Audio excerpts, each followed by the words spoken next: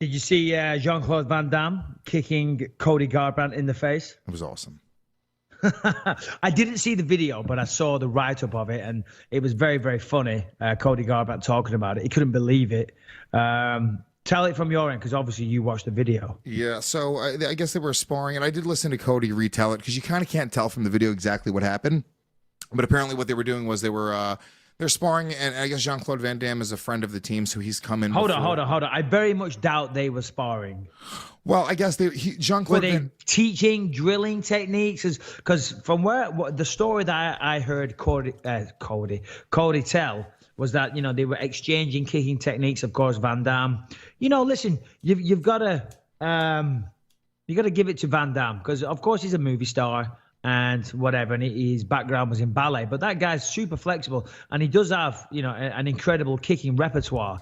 And I think that he was showing Cody some kicking technique, and then boom, he just kicked him square in the face and like bust all his lips and stuff like that. And it was funny because it reminds me of old traditional martial arts instructors. Old traditional martial arts instructors, they want to, they know they're not going to get punched back, but they want to make the moves look really good and menacing. So when they show it on whoever the instructional dummy is, they'll say, you over there, come here. And then they'll basically just abuse that guy. They'll bend his arms backwards. They'll pull the hair. They'll hit them in the stomach. They'll do it really hard so it looks like a good technique. And it just reminded me of that. And there's Van Damme, and he's doing his thing, and then kicks Cody in the face. And apparently Cody had to walk away because his blood was boiling a little bit. Yeah. I guess he got really pissed off, and he was like, "I'm gonna punch this fucking guy in his stupid 56-year-old head."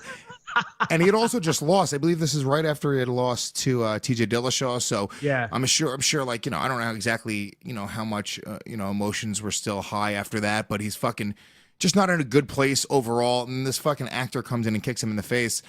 But it was kind of funny. But what do you do in that scenario though? Because obviously he's trying to teach. And maybe he's taking a little bit of a liberty, but still, you're not trying to hurt anyone. And as I said, in martial arts, sometimes when people are demonstrating a technique, they might go a little bit, over the edge, if you will, but they're still just trying to show a technique. So you've got to take it. You've got no choice. You have to take it. But then, of course, he kicks you right in the face, splits your lip open, and you walk away. It's a difficult spot because, of course, remember, it's also Jean-Claude Van Damme, so you can't really lose your shit at him. You've got to give him some respect, Well, apparently, what happened was Cody left and got pissed, and then Jean-Claude Van Damme fell on the floor and started crying and was like, "I'm so sorry." I mean, he was really upset. And I guess the video that came out there, I guess people thought that Cody had hit him, and that's why he started crying. But it was kind of a fiasco, more or less a silly tale more than anything else. It wasn't a real thing. No. It was a bit of fun. It was just funny hearing Cody. The way he told it kind of cracked me up. Who knows? Maybe Van Damme, maybe it was an accident. Maybe he tried to get close, and just kind of misjudged it a little bit. Have you ever done that, Lewis? Have you ever gone to throw a punch, but just demonstrating the big prowess, the physical prowess that is Luis J. Gomez, but meant to pull it and actually connected? I feel like you're being sarcastic. And I am being a little sarcastic, but I'm leading into a good story. Yeah. No, no, not really. I mean, fucking around. Obviously, me and my girlfriend will play fight and grapple, and every once in a while, I'll quote unquote accidentally hit her a little too hard, but Oh God, tell that story at the Golden Globes. Yeah, right. Hashtag me too. Yeah. I did a movie, when was it? 2013 with a good friend of mine in England, Noel Clarke. He's a actor, producer, director, very talented man. And he did this movie called The Anomaly, and I played this Russian pimp called Sergio.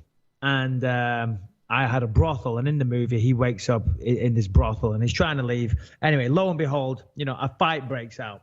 Now, in this scene, all I had to do, he comes at me, he throws a punch. I had to just parry the punch, to the side, throw one shot, which drops him. Okay? Now, of course, you rehearse it. He throws the shot, I parry the shot, I throw the right hook. Okay, misses. Do it again. Do it 2-3 times, get the timing down. Boom, boom, boom. Yep, sweet. Okay.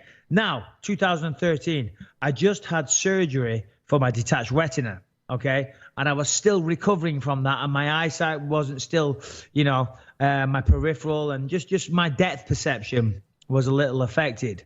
And, in the rehearsals, you go nice and slow, but on the movie, I want to make it look good. I want to make it look like I can pack a punch.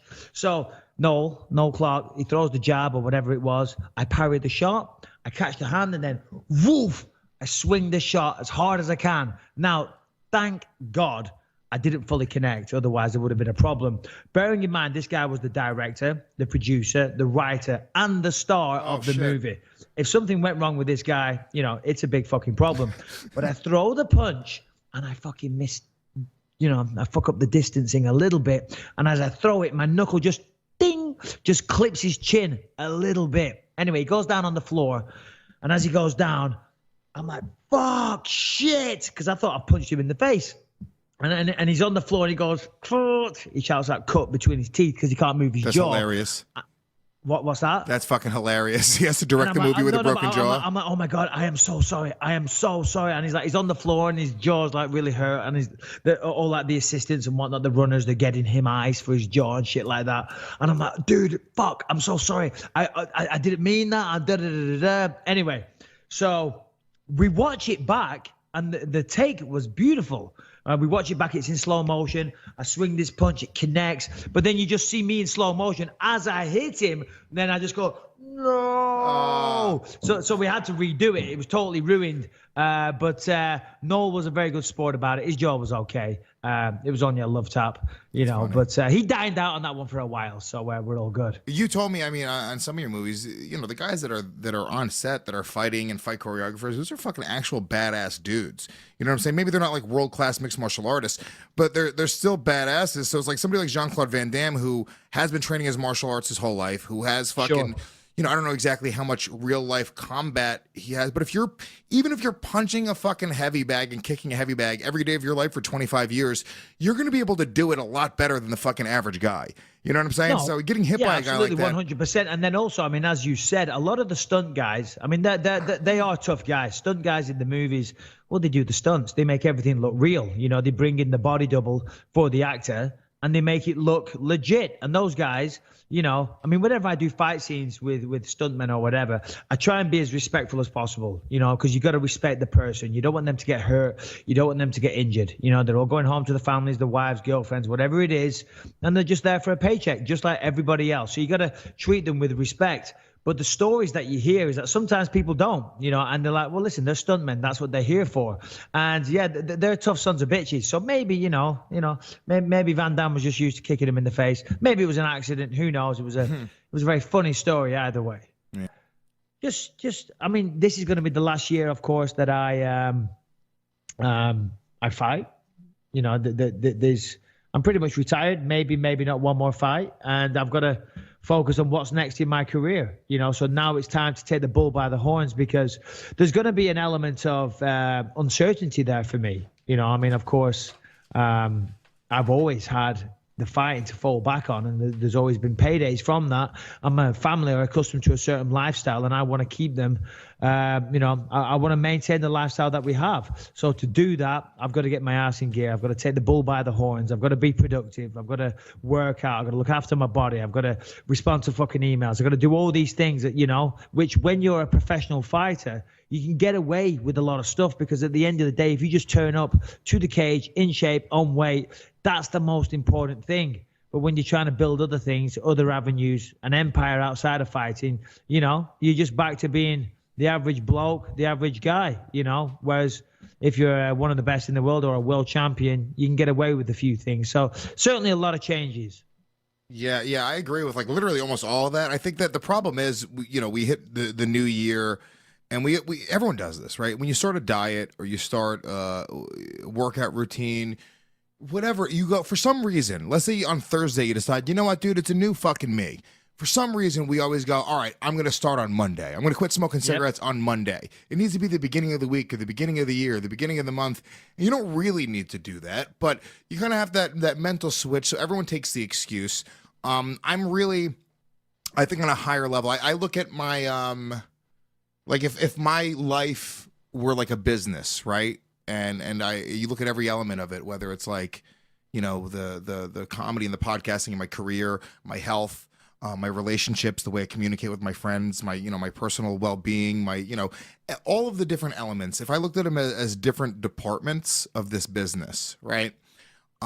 I need to start managing all of those departments at a much higher level. And I need to start looking at all of those departments like they're independently as important. And if I was being paid as a manager of a business, how would I manage that department to make sure that it was running as efficiently as possible? And am I really doing that right now? And then I go, no, there's no fucking way. If I was paying somebody to run my health, right? Would I be happy with the results that they're getting me? I would fucking have them executed. So I've been trying to step back and in every single area of my life, almost literally look at it that way and try to almost like quantify the results and really say, hey, dude, you know what? Let me really look at my health as being a thing that's very tangible, really look at my career, really look at my relationships, and on a higher level, just try to execute. Wow. That is an amazing way to look at it. It really is, because as you said, if you were paying someone to look after your health, if you were paying someone to run the business side of things, of your podcasting, comedian career, whatever it is, let's start with the health thing. If you were paying someone to look after your health, you would make sure that you worked out at least 3 times a week. Your diet was correct.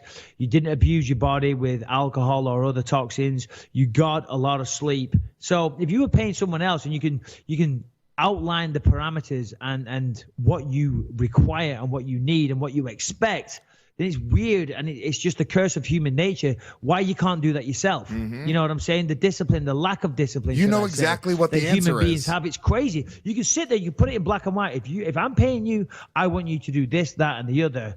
But you can't, or you struggle to do it yourself. It's a very, very strange dichotomy. Is that the conundrum? I'm not sure what the fucking word is, but you get my point. Fuck yeah. Yeah. No, I mean, but I agree. Same thing. I mean, with business as well. If I was paying somebody to run my business side of things, I have some things going on now. I want the emails responded to quickly. I need the answers to the questions that are being asked given quickly. I need all the information